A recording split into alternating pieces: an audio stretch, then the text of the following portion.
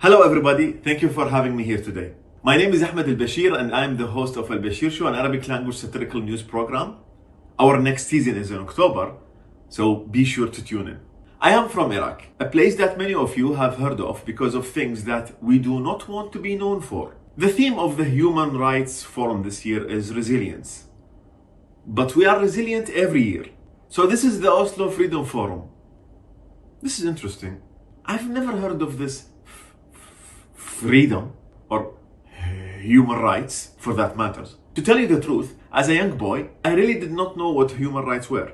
I cared about listening to the Backstreet Boys without my father throwing out my tapes or smashing the tape player against my face. I wanted my history teacher to hit me on the palm rather than the back of my hand because that would have hurt much less. I also wanted a really cute bunk bed. I thought the top of it would protect me from IEDs or F-16s or B-52s or laser-guided missiles. Maybe those were human rights. The rights to the Backstreet Boys, the right to be hit on the palm, the right to have the bunk bed I wanted. But that isn't enough knowledge for me now. Right now, I'm just going to open and read the Universal Declaration of Human Rights, since I don't know what it says. All human beings are born free and equal in dignity and rights. What?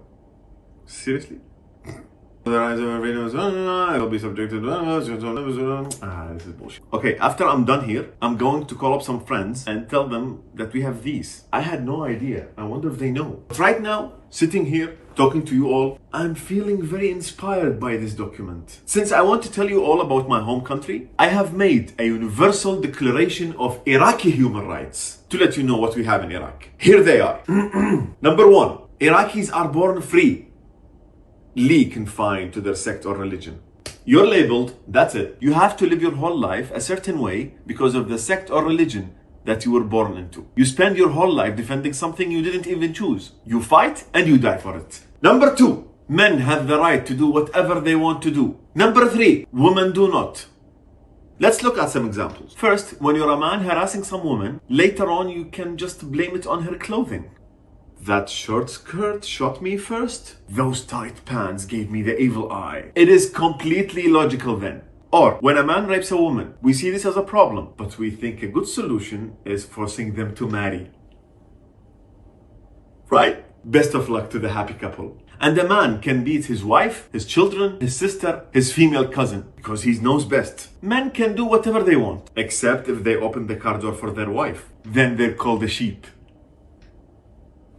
Number 4, you have the right to drive freely, no matter what. No driver license? No traffic lights? No problem. At intersections, it's you and your luck.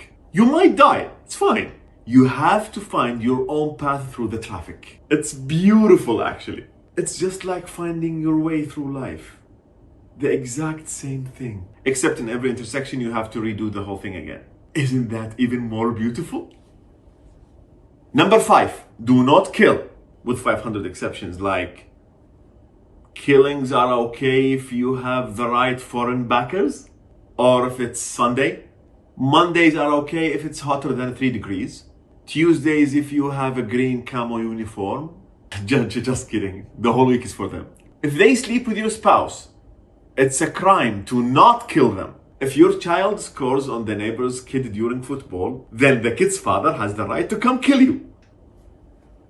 And many other reasons. I'm not going to waste your time and read them now. But if you think of a reason, it's probably listed. And I'm sure all of you who are watching, you think you are very free.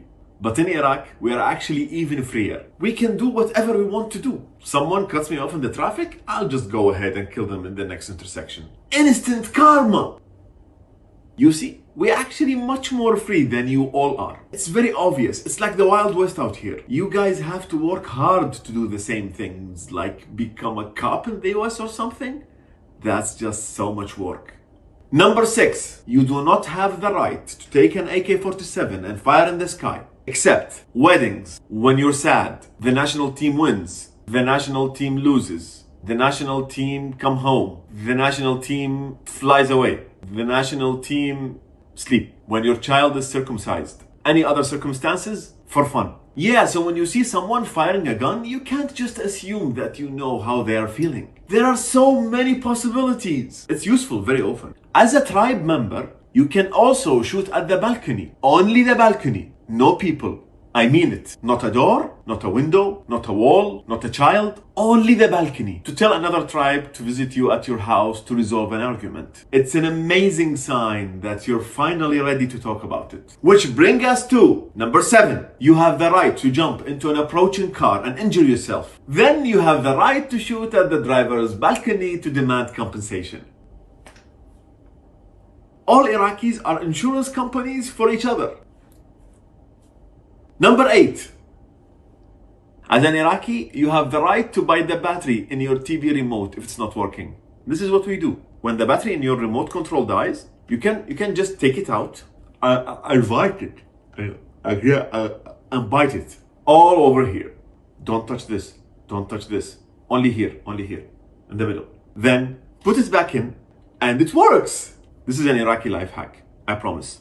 You will need it one day. Number 9. A member of security forces has the right to close a street with thousands of cars in it just because he's upset.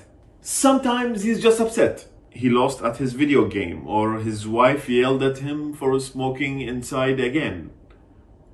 Just kidding. We all smoke inside. But he has the right to have his tantrum, and we have the right to sit in the traffic and wait for it to be over. Number 10, you have the right to express your opinion on anything, religion, politics, social life, anything between you and yourself.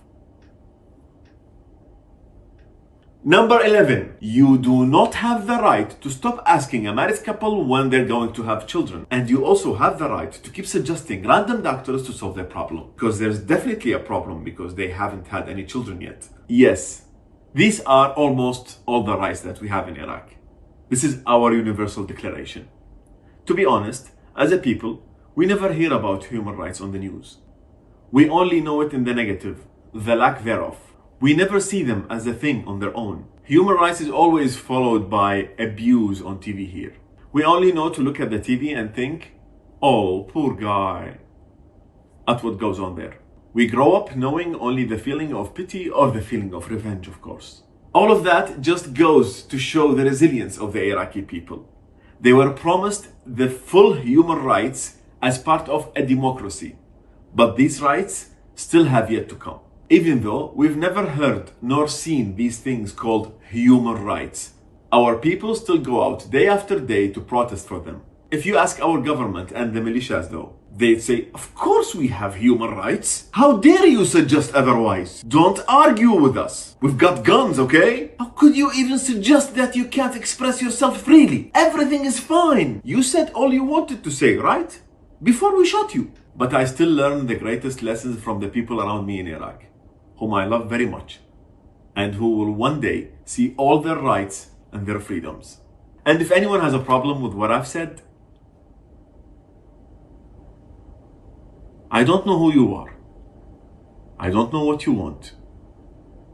If you are looking for jokes, I can tell you I'm not funny.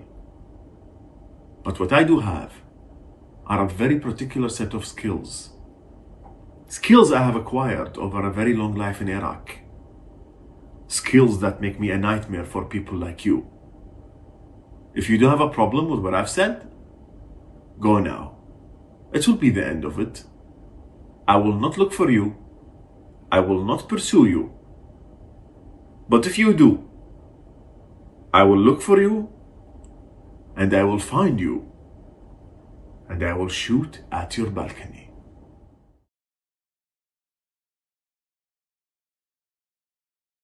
Thank you again to the Oslo Freedom Forum for having me here with these wonderful speakers. It's a pleasure to have been with you all. Thank you. Good night.